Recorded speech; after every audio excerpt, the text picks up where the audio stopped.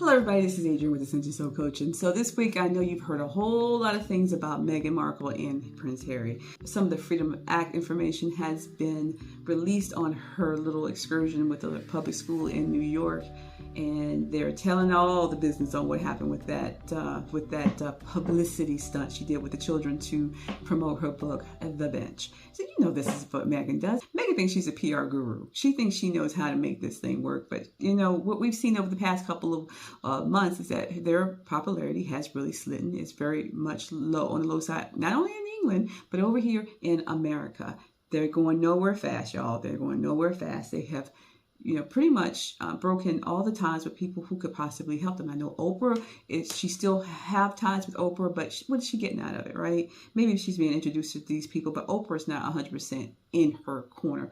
Oprah is there for other reasons, and Markle gets to come along because of Prince Harry to promote certain things that Oprah wants, but it's not really for Meghan. None of this they're not supporting Meghan, people, okay? So I want to do a little reading today on what's going on inside the circus. I'm using my Love Circus cards to see what's going on between Harry and Meghan with their new adventures. Especially, let's go with Meghan first. I want to know and read because Meghan, she's in every frame of every thing that Harry's doing now.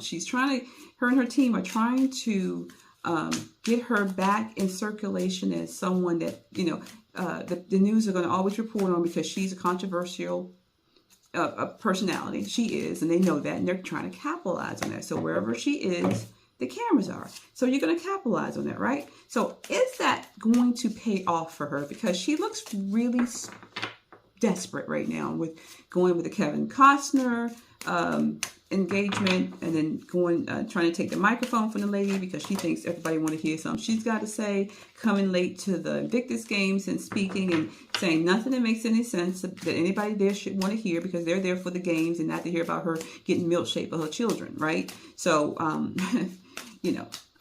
I just feel like she thinks this is a fashion show and it's all about her. And she knows if she shows up, those cameras are going to show up. Unfortunately, we just keep taking pictures of her and making her think she's important. But there's money in their heels for Meghan, and she knows it, and her team knows it. But the popularity is gone. It's more curiosity now than it is, and comedy than it is she has any true influence. I'm going to just pull a card real quick to see how this is working for her. How is this new strategy working for her? And I got a card, and we're going to read it. Got to put the glasses on, people. It's reversed, so Ring of Fire. Came out reversed. She's jumping through all kinds of fire, people. Look, just trying to get a show. Light up everybody and get some attention. So let's see what it says. It says, trials and tribulations stand the test of time. And the bottom one is challenging relationship. Let me let you see that. So this card was reversed. Oops. So this card was reversed when it came out.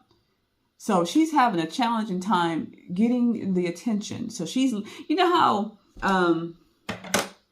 what's the thing you do to get the most attention? You do something outrageous. So she's doing this outrageous things to try to get attention. She's got to garner the attention. She's got to do stuff to keep people coming out to see her and taking her picture, making her relevant. So she's pretty much got to blow herself up for anybody to really to give her any real true attention. That's what she's trying to do.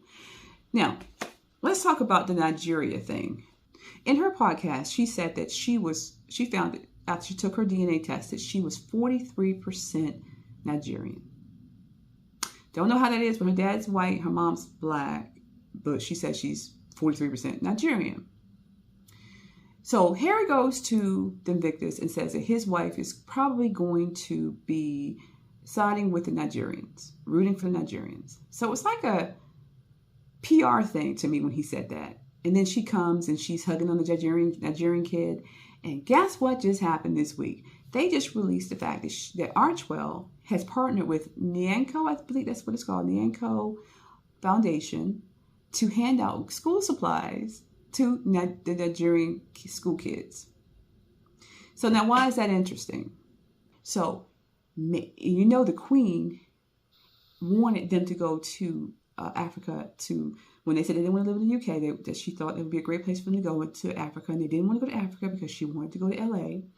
And also that Harry also wanted to go back to Africa. So if you're going to pick an African nation, you're going to pick an African nation that of substance. So this is one that is a part of the UN. And you know, Meghan is just trying so hard to get to be a part, very influential in the UN agenda. She wants to be on that team. She wants to be high ranking on that team, and she'll do anything to get there. So she's picked a nation that she thinks represents her.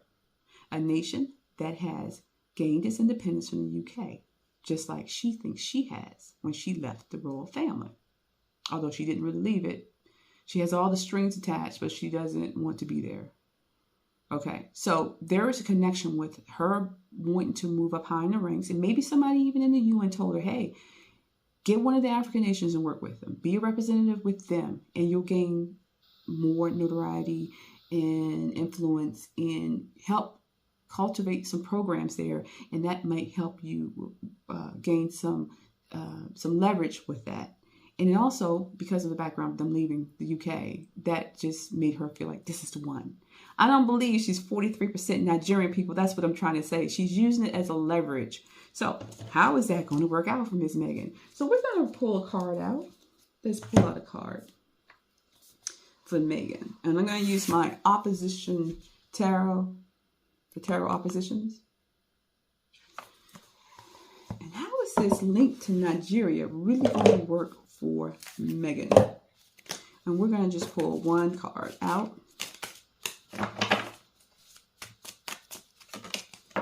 And I got the card. And let's see what it says. I don't even know what it says, y'all. Look, it's reversed. I can tell you that.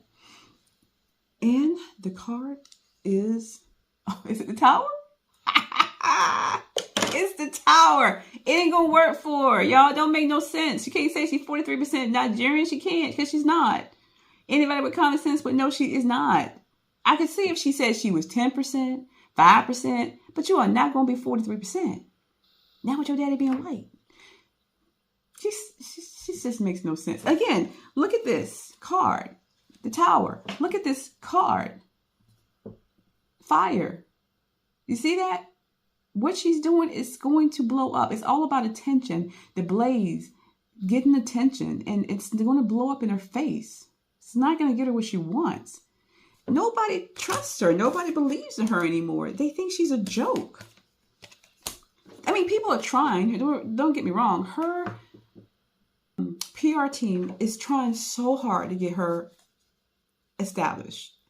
With all the other ones that's tried to do it and they couldn't do it, they're not going to be able to do it, because Meghan is a hard nut to crack. She's a hard nut to fit because she doesn't want to fit. She wants to run everything. She wants to be in charge, and she wants to do it her way. And she's never going to understand that you have to listen to other people who know better than you, who have accomplishments of getting people what they want and moving them up the ranks. She doesn't want to play the game. She wants to do it her own way, and she's suffering hugely at it. So you already saw the cards. It's going to blow up in her face. It's not going to work for her. This is not the way, Meghan. Be who you really are. Don't try to make things up, but you don't know any way else to do this. You just know that you've been a fraud all your life, and that's how you got to where you are, and you don't trust anything else. You don't know how to be truthful. Everything has to be a fire. Everything has to be a disaster. Everything has to be racist. Everything has to be sexist so you can get attention. That's how you thrive. But it's not going to work, y'all. It's just not going to work. I mean, we are so caught up in this girl's life. It's a shame, because she is the epitome. I wouldn't say she's the epitome of what we shouldn't be, but she's the epitome of how we should not act. You know, and not to be so desperate, not to be a liar, a fraud. And she even calls herself fraud, people. And, you know, to go in and try to just do and step over any and everybody to get to where you want to get.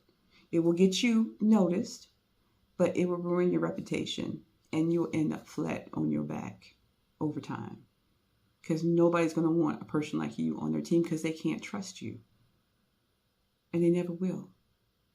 Anyway, y'all, that's my reading for the day. I hope you enjoyed it. Please like and share and subscribe to my channel if you have not. Please pass this on to other people and other platforms if you think it should help them, or if you think it'll be something that they might be interested in. I appreciate all you do for me, and I hope I can help you at any time. You can reach out to me at ascensionsoulcoaching@gmail.com or ascensionsoulcoaching.com on my website. And if you have any questions, please email me and we can talk about it, and we'll maybe bring it up in another conversation.